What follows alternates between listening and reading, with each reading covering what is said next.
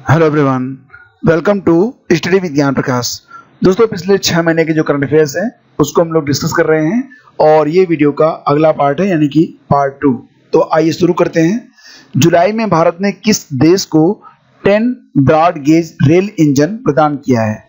और इसका सही जवाब है ऑप्शन ए, बांग्लादेश। तो याद रखिएगा कि बांग्लादेश को जुलाई में भारत ने 10 ब्रॉड गेज का एक रेल इंजन प्रदान किया है। तो इसी के बाद आगे बढ़ते हैं। क्वेश्चन नंबर 27, भारत की पहली सौर ऊर्जा संचालित नौका जिसे हाल ही में इलेक्ट्रिक बोट्स और बोटिंग में उत्कृष्टता के लिए गुस्ताव ट्रवे अवार्ड प्रदान किया गया है। तो आपको क्या करना है, आपको नौका का नाम बताना है और ये नौका है आदित्य।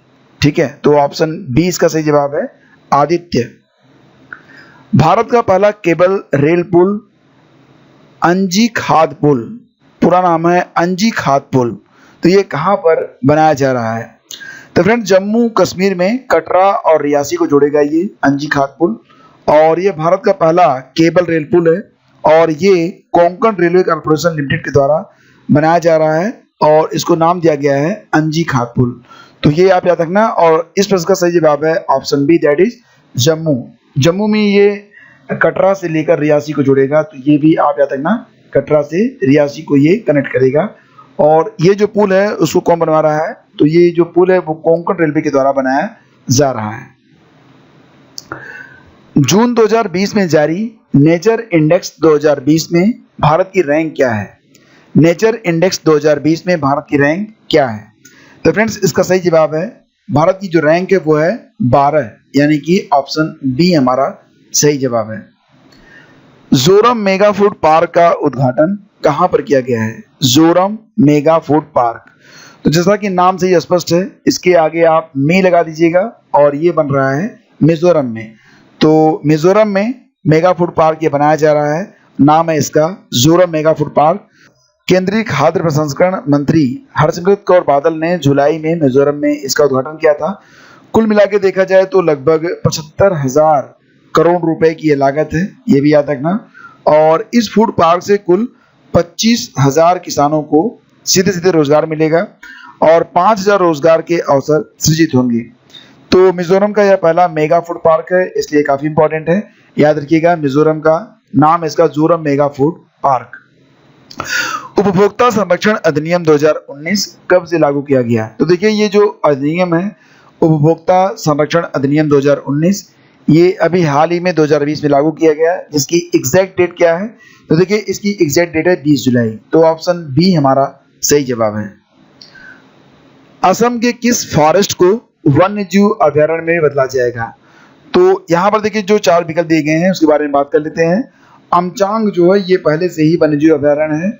पोवा रिजर्व फॉरेस्ट को वन्य जीव अभयारण्य में बदला जाएगा, यानी कि ये हमारा सही जवाब है। देहिंग पटकाई को नेशनल पार्क में बदला जाएगा, तो option B is the right answer. वार्षिक वैश्विक विनिर्माण जोखिम सूचकांक 2020 में भारत की रैंक क्या है? वार्षिक वैश्विक विनिर्माण जोखिम सूचकांक 2020, तो भारत की रैंक इसमें कौन सी है? तीसरी, तो ऑप्शन सी। और ये जो रैंक है वो जुलाई 2020 में जारी हुई है। ठीक है, और इसके बाद आगे बढ़ते हैं। अगस्त 2020 में इसरो अपने प्रक्षेपण वाहन PSLV से किस देश के उपग्रह अमेजोनिया 1 को प्रक्षेपित किया? तो देखिए, जो अमेजोनिया 1 है ये ब्राजील का एक उपग्रह है, तो that is Brazil, option C. देश के सर्वश्रेष्ठ पुलिस थाने का दर्जा प्राप्त नादौन पुलिस स्टेशन किस प्रदेश में है? तो इसका सही जवाब क्या है? अब देखिए, यहाँ पर तो सभी विकल्प गलत हैं, ये भारत का ही प्रदेश है, तो यहाँ पर सारे देश के नाम हो गए हैं। और इसका सही जवाब है हिमाचल प्रदेश, जैसा कि आप लोग जानते हैं और आपको पता भी होगा क्योंकि ऑलरेडी पहले ही हम लोग ये प्रश्न जो है वो डिस्कस कर चुके हैं। तो नादौन पुलिस स्टेशन ये हिमाचल प्रदेश के हमीरपुर जिले में है, ये याद रखना आप, हमीरपुर जिला है। और जुलाई 2020 में हमारे जो गृह मंत्री हैं अमित शाह जी, उन्होंने इसे सर्वश्रेष्ठ थाने का पुरस्कार प्रदान किया है। देश की पहली राज्य स्तरीय ई लोक अदालत की शुरुआत किस प्रदेश से की गई? देश की पहली राज्य स्तरीय ई लोक अदालत की शुरुआत हुई छत्तीसगढ़ से, तो ऑप्शन सी सही जवाब है। और ये शुरू हुआ है 11 जुलाई से, 11 जुलाई 2020। एनपीए पर आधारित एक किताब आई है, overdraft saving the Indian saver. तो आपको बताना है कि इस किताब के लेखक कौन है। एनपीए का मतलब होता है नॉन परफॉर्मिंग एसेट्स, और overdraft saving the Indian saver, ये जो किताब है लिखी गई है उर्जित पटेल जी के द्वारा। उर्जित पटेल जो कि आरबीआई के एक्स गवर्नर हैं। और यहाँ पर देखिए कुछ नाम और भी हैं, उसके बारे में भी बात कर लेते हैं। तो एस जयशंकर जी का नाम आ रहा है, ये वर्तमान में विदेश मंत्री हैं। और एक किताब इन्होंने लिखी है, हो सकता है कि एग्जाम में आ ही जाए, और इनकी जो लिखी किताब है उसका नाम है the India way. The India way strategic for an uncertain world. ठीक है, ये किताब है the India way strategic for an uncertain world. और इसी के साथ एक किताब और भी है जो कि लिखी गई है वी पट्टाभी राम के द्वारा। किसके द्वारा? वी पट्टाभी राम। और जो किताब है वो भी आप जान लीजिए, नाम है उसका future of higher education. Future of higher education 9 mega trends, ये किताब है और ये लिखी गई है वी पट्टाभी राम के द्वारा। तो ये तीनों किताबें काफी इंपॉर्टेंट हैं, आपको पता होनी चाहिए। सेल्फ स्कैन नामक एक ऐप किस प्रदेश ने लॉन्च किया है? सेल्फ स्कैन, जैसा कि आप जानते हैं कैम स्कैनर के बाद जो स्कैनिंग की प्रॉब्लम थी वो लगभग सभी को हो रही थी। तो इसके लिए जो अलग अलग अब स्कैनर हैं वो आ रहे हैं। फिलहाल जो सेल्फ स्कैन है ये लॉन्च किया गया था पश्चिम बंगाल के द्वारा। ऑप्शन सी सही जवाब है। भारतीय रेलवे ने बीएचईएल के साथ मिलकर कहां पर 1.7 मेगावाट क्षमता का बिजली संयंत्र स्थापित किया है? देखिए क्वेश्चन बहुत इंपॉर्टेंट है और प्रश्न है कि भारतीय रेलवे ने बीएचईएल के साथ मिलकर कहां पर 1.7 मेगावाट क्षमता का बिजली संयंत्र स्थापित किया है। तो ये जो बिजली संयंत्र है उसकी स्थापना की गई है कहां पर? मध्य प्रदेश में। तो ऑप्शन डी सही जवाब है। मध्य प्रदेश में एक स्थान है बीना। ठीक है, तो बीना पर यह स्थापित किया गया है।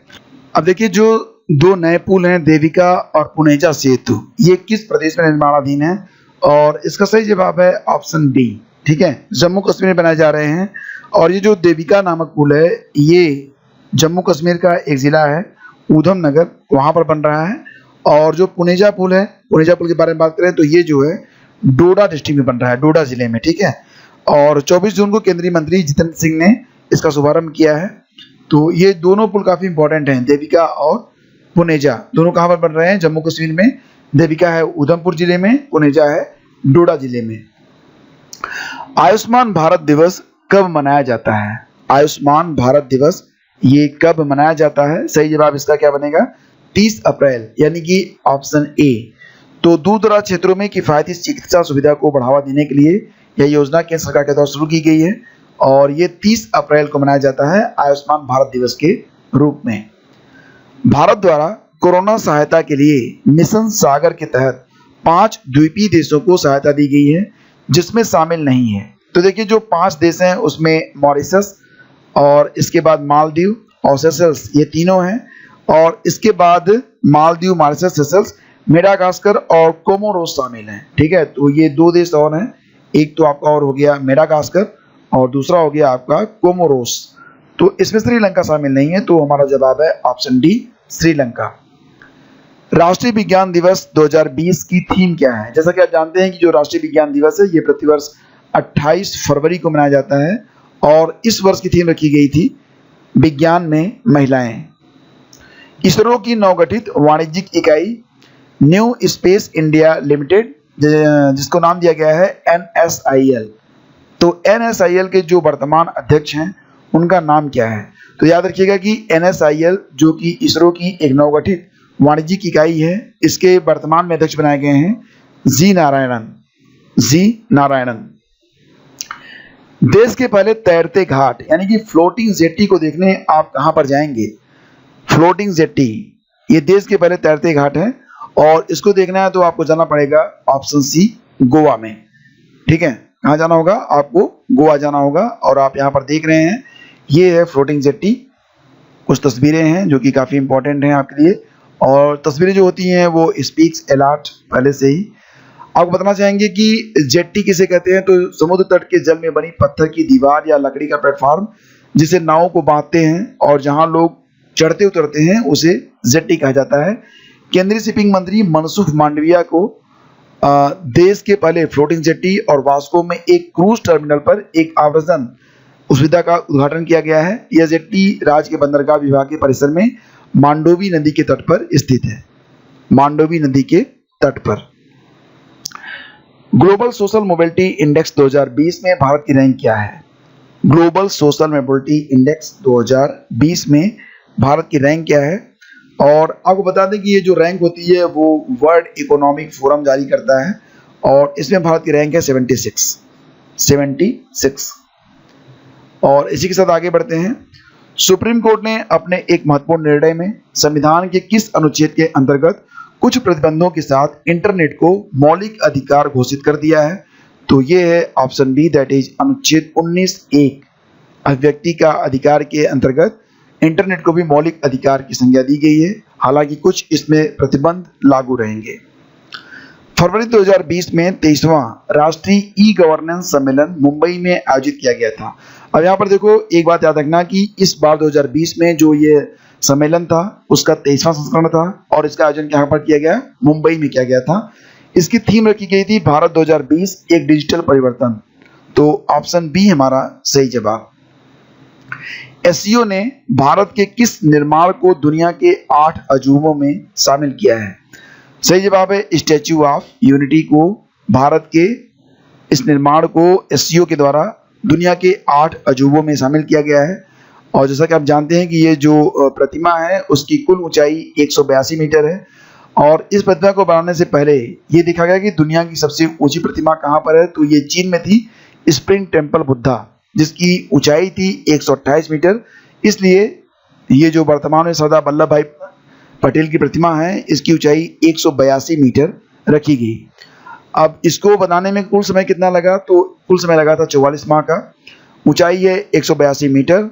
देखने के लिए कहाँ जाना होगा?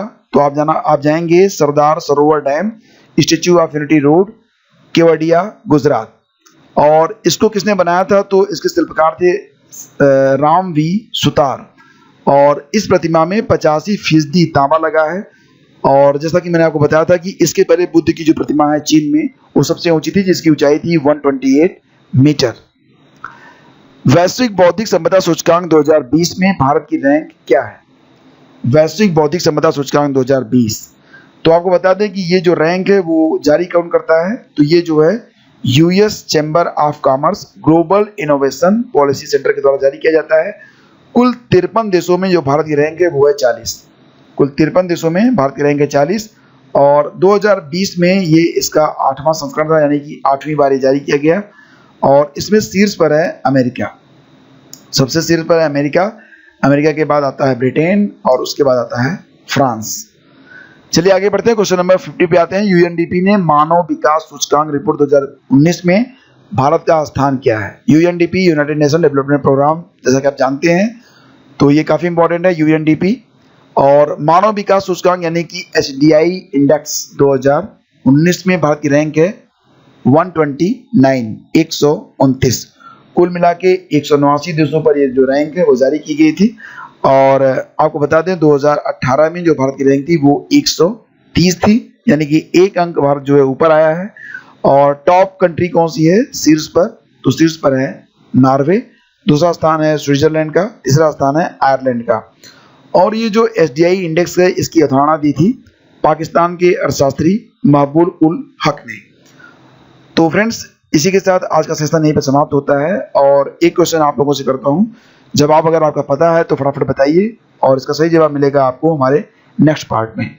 तो वैश्विक लोकतंत्र सूचकांक रिपोर्ट 2019 में भारत की रैंक क्या है? वैश्विक लोकतंत्र सूचकांक रिपोर्ट 2019 में भारत की रैंक क्या है? पूरी डिटेलिंग के साथ आप उत्तर को लिखिएगा ताकि अन्य लोगों को भी इससे फायदा मिल सके। तो ये था आज का वीडियो, कैसा लगा? बहुत बहुत धन्यवाद। और ये जो सीरीज है वो अभी जारी है और अब आपको ये जो अगले वीडियोज़ हैं वो थोड़े जल्दी जल्दी मिलेंगे, क्योंकि अभी कुछ कारणों से आपको वीडियोस लगातार नहीं मिल पा रहे थे, उसके लिए सॉरी। लेकिन आगे से आपकी जो पढ़ाई है वो अच्छे से चलती रहेगी। Thank you so much, have a great day, जय हिंद।